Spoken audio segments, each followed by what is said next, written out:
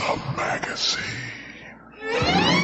Welcome to Gruesome Magazine's curtain raiser for the 2026 Fantasia International Film Festival.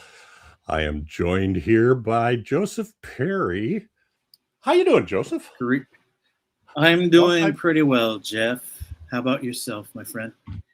Long time no see. Yeah, that's very true. But even longer time no touch. Well, anyway. Oh my! No face to face. I'm sorry. But yeah, both of us have credentials to attend the Fantasia International Film Festival, which I will now call That's Fantasia from now on. And they've asked us to do what are the 5 movies that we are most looking forward to. So this is what that is. So looking at Fantasia's roster, which runs July 16th to August 2nd in Montreal. You know, when I was going through them, Joseph, you tell me, but I saw like 5 films that looked to me like to be the most kind of well-known, or that I've seen the most ads for them anyway. Or and those were Her Private Hell from Nicholas Winding Refn, NIGHTBORN, which is from the writer-director of Hatchling, if y'all saw that. Yep. That debuts on Shudder on July 31st. Teenage Sex and Death at Camp Miasma, which has been getting lots of publicity. And there's a movie called The Leader, which is the story of Heaven's Gate. Remember the suicide pact and the aliens were coming to take them, I think. That stars Tim Blake Nelson and Vera Farmiga. So I think those are like 5 kind of big name ones. But those aren't the ones I'm most looking forward to. How about you, Joe? No, same here. One of those is on my list when we get to it. Okay. But the other 4, like you said, I've heard a lot of buzz about them. And I think you and I have kind of deeper cut type lists, maybe. Yeah, for me, it was seeing filmmakers I'd heard of or that I like, or a topic that I thought sounded really interesting. A couple of them are that. So why don't you want to go first, Joseph? What's your first pick? Okay, these aren't necessarily in order. Okay. But my first one that I want to say that I'm looking forward to is Captured by the director Koichi. And I'll just say quickly that, I've been a big Japanese horror fan for decades. And this one really piqued my interest. It's about a high school senior who's being pursued by something or someone. We don't want to get into any spoilers, not that we've seen them yet, absolutely. But I try to avoid screeners and too much information before I see anything. So I'm curious to see what this masked entity is that's pursuing her. And again, because I'm a big Japanese horror fan, that's the main reason why this is right at one of the top ones that I want to mention. Okay. I'm going to start with, this is actually probably a big name one. Okay. To a certain extent, but Colony, directed by Yan Sang-ho, who is the director of Train to Busan and Peninsula. And this is another sequel, I guess, or another movie built in that world. So I am looking forward to that. He hasn't hit the peaks of Train to Busan since then, I don't think, but I'm still looking forward to this one. A good zombie flick. South Korea. I'm glad you're covering that one, because I've been kind of burned out on zombie films for a while now, but I will check out some that are interesting sounding, and I do get some nice surprises sometime. So I'm glad you're going to ride that zombie train for us this time. Let me know. I'll listen to your recommendation and see if I should also check it out. Well, we'll see, because we also don't know for sure which movies we're going to get to screen. Yeah, that's true. Doesn't come for a while, but that is one I am definitely looking to see. How about your next one? Let's keep on with the Japanese horror, Jeff. You might get a theme. You might sense a theme here. Yeah. Sleep No More. And I'm getting the director for us here. Directed by Edwin. Why are we getting all these? Sleep No More. That's not only Japan, I should say. Yeah, we're getting all these single name directors. Japan, Germany, Singapore, Indonesian. Okay, so this is reminding me that I've recently seen, I think it was last year, a Japanese film where I believe Thailand was the other country. So it was a multi-Asian nation film where they traveled back and forth between the two. And I'm curious if this might be kind of similar too. And the interesting thing about that, of course, is that we're getting at least two different perspectives of Asian horror mashed up into a film. And, one of the great things about watching foreign horror is getting different world perspectives on, name it, ghosts, demons, folk horror.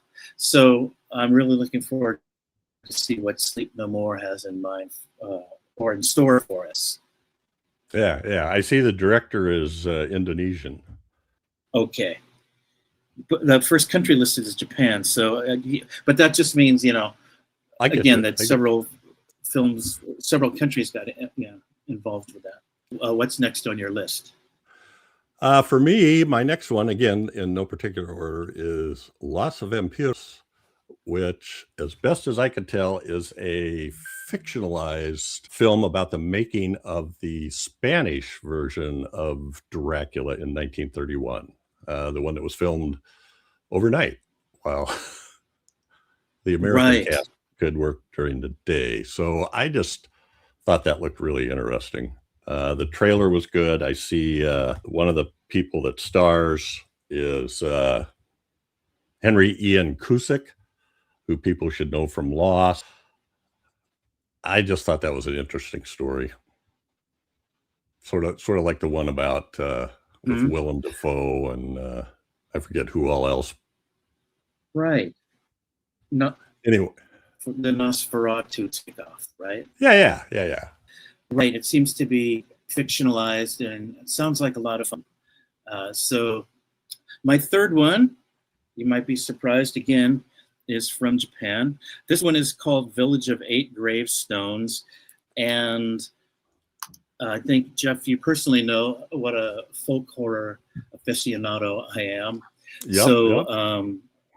Combine Japanese horror with folk horror, and I absolutely cannot wait to see this one if it's at all possible. And that is the same director as Ju-on, the original, right? Right. I didn't mention that. Thank you. Right. Takashi Shimizu. I mean, it should be quality right there. So yeah. And he actually has two films in this. The other one is called Mouths, or The Mouths, which that should be interesting as well. Well, thank you for tipping me off because, as you know, I've been busy with the Busan International Fantastic Film Festival, and I know you're covering some of that too. So I haven't actually been able to go through all the Fantasia films. So thank you, Jeff. I'm going to go check out The Mouths after we finish this podcast. Excellent. This comes at I don't know why this turned into like a super busy time. Well, I'm going to go ahead next. And this one is kind of interesting. It's called Rubberhead. And it's the Steve Johnson story, who is a well-known effects artist that was in a ton of great movies. But he had a, how do I want to say it? he had a troubled life, let's put it that way, in other ways. So I'm very interested in seeing this documentary, mostly about his work, but about his life as well. And we talk about them all the time. You know, we've mentioned I co-host the Decades of Horror 1980s podcast, and we've mentioned him a lot. He's one of the key people we keep an eye out for. I'm looking forward to that as well. Yes, we don't want to get too much into the details of his troubled times, but the documentary is certainly going to focus on that, I'm sure. Yeah, the subtitle is "The Life and Monsters of Steve Johnson," and there's a lot of people contributing to that. Other actors and directors and other effects artists. I really hope one way or another I'm going to watch that movie. Hopefully sooner rather than later. Right. Okay. My fourth and final Japanese horror on my list is When You Open the Door by Eriko Katagiri. And this one seems to be the fine tradition of werewolf films, lycanthropy films involving girls or young women. Of course, Ginger Snaps is possibly one of the first ones, but then several countries have had them since. And I'm looking forward to this take on werewolfery, I guess is a phrase I'll coin. Okay. Here. Well, I looked at that too. I thought the trailer looked interesting. So that I got a long list of stuff. These are just the stuff.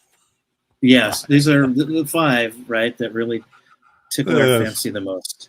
Looks really interesting. Well, my next one is The Last Footage, which I'm a found footage fan, and this claims to be Myanmar's first found footage film, and I thought the trailer looked pretty good, so I'm excited to check that out.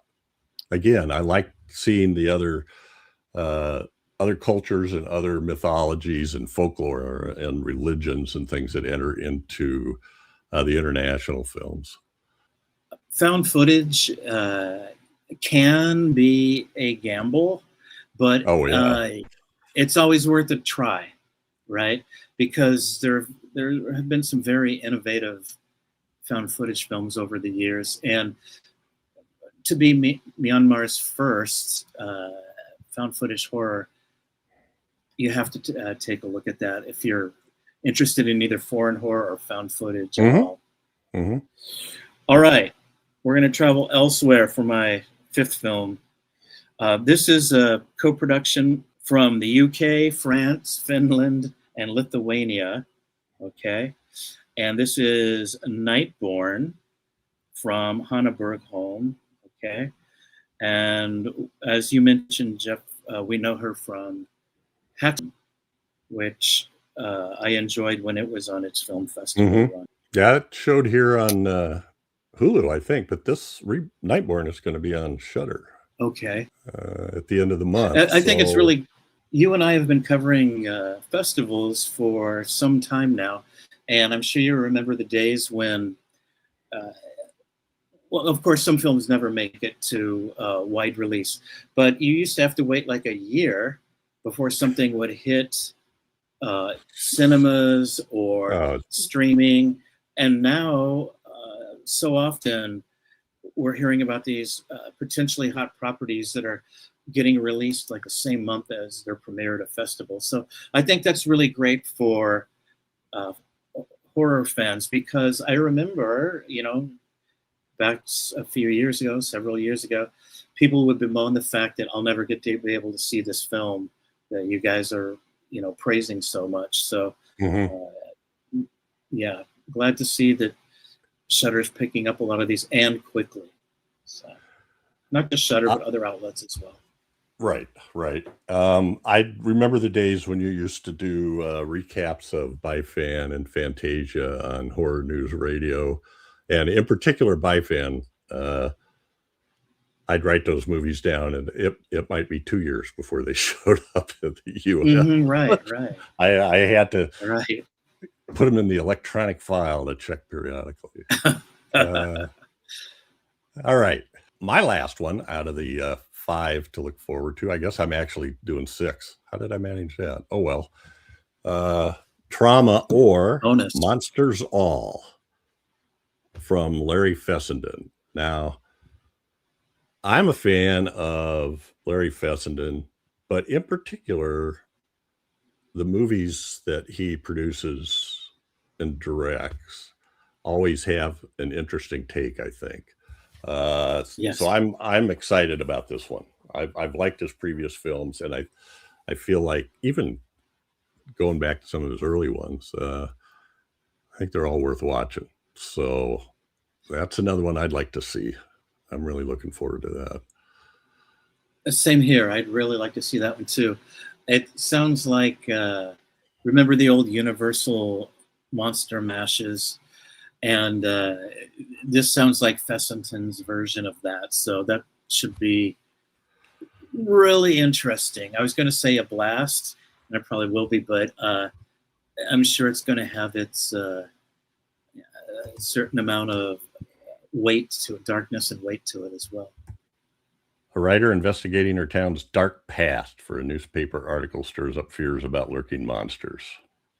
Ooh, I gotta look. Final chapter of his quadrilogy works as a standalone or series finale. Well, I'm not familiar with that, so I'm gonna have to look that up. I may have seen them and not realized it was part of a trilogy. Anyway, those are the ones that I'm super excited about. There's a long list of stuff I'd like to see that we've traded information back and forth about. Ancestral Beasts is an indigenous film from Canada that I thought looked interesting. There's one called Drag that stars, or at least Danny DeVito, and then I think another DeVito and Lizzie Kaplan. Okay. Homebodies from the producers of The Void and In a Violent Nature. That should be very interesting. It should be. Hotspot stars Numi Rapace, who's one of my favorite actresses. So I would like to see that. Junction Row was described as having The Thing or Alien vibes, which seems like a lofty description, but hey. Then there's one from New Zealand called Mum, I'm Alien Pregnant, which actually looks hilarious. And you find this out. You find this out from the trailer, so I don't think I'm spoiling it, but it's about a woman with a tentacle fetish meets a guy who has tentacles for testicles. So a match made in tentacle heaven. Say that 5 times fast. Yeah. Yeah, and you can always count on New Zealand for great horror comedy. Yes. No matter what the budget might, from micro budget to big budget, New Zealand always delivers with those horror comedies. So this should be really fun. Let's see what else. Nameless from a manga. It looked pretty good. I watched the trailer. I don't know much else about it. I just watched it last weekend at Buchan. I can't say anything yet review-wise, but I can say definitely should be on your want-to-see list. Oh, okay. That's a Japanese one. I shouldn't say too much about it, but yeah, it's worth your time. Let's see. There's one called Penny Lane is Dead, described as an Aussie matriarchal gore fest. Which, let's see. What else did I say? Recluse is directed by the writer of Antlers. If you remember that, just a few years ago. Sure. The Glorious Dead from the Addams Family. I check out every Addams Family film. Yeah, they're extremely creepy. And this is, if you're not familiar, it's not the Addams Family. It's a group of filmmakers from a family named Addams that have been making better and better horror movies. The Last Temptation of Becky. Don't know if y'all have seen the Becky films, but I love them. The first one is called Becky. I forget what the second one was called. But same, but it was The Last wild. Temptation of Becky, and that stars, I want to say Lulu Wilson. Is that correct? I think so. Which you probably know from Ouija, Origin of Evil. That's what I was thinking of. That was 10 years ago. Man, oh man, that stuff. Time is flying. It is. It is. Becky, The Wrath of Becky was the second one. She also had a small part in The Fall of the House of Usher, the series that Mike Flanagan did. All right. Dreening on Unholy Night, which is a, it's a Christmas horror comedy. So there you go. I think that's enough for now, but there's lots of films out there. You can go to the Fantasia website and check them out and see trailers for most of them. But if we have time, I'd like to quickly mention 4 that I've already watched and reviewed for previous festivals. I'll go really quickly. Again, as Jeff said, you can look it up on the Fantasia website. Any Mart is you might be surprised to hear, a Japanese horror film. It's very good, and it takes place mostly inside a konbini, which is the Japanese term for convenience stores. Okay, and I saw the trailer for that. It looked pretty good. Yes, it is. It is. So these are recommendations. These next, this Any Mart and the next 3. Bowels of Hell from Brazil. There's a lot of scatological stuff going on there involving toilets, but it's a very family-oriented, not targeted toward families. Let me clarify that, but rather about family, okay? So it has a nice heart to it. Bagworm, if you're interested in watching one of the most uncomfortable films you're likely to see this year, you cannot call him a protagonist, but a main character who is going to put you off, but you're just riveted to what's going on the whole time. Bagworm will be your bag, I suppose. And Peril at Pincer Point is a UK film about a sound recordist who goes to a remote island to try to record a unique sound. And I really like Guy Maddin's films, the Canadian filmmaker who makes these, really unorthodox, unusual films that are kind of using silent and early talkie style ambiance to them. And Peril at Pincer Point does that a bit. So those are 4 more, Jeff, that I wanted to recommend.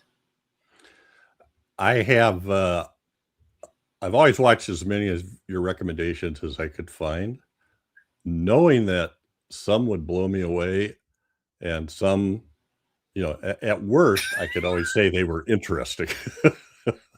Okay. Yeah. I think we both have sort of very kind of you. Eclectic or eccentric taste. I don't know which would be better. All right. Well, I think somewhere that's it. In the middle. We're looking forward to it. The festival starts in a few days, and we will find out shortly after that which screeners we have access to, but I have no doubt I'll be able to find enough to keep me happy. Yeah. And I want to thank you busy. I want to thank Joseph for hooking me up with these 2, because he's got me recommended me, or at least told me when an opening was available for both Bifan and Fantasia, and that's been a lot of fun. Good. I appreciate it, dude. Of course, my pleasure. All right. Thanks, Joseph, and thanks to the Gru believers out there. And say good night. Thank you, everybody.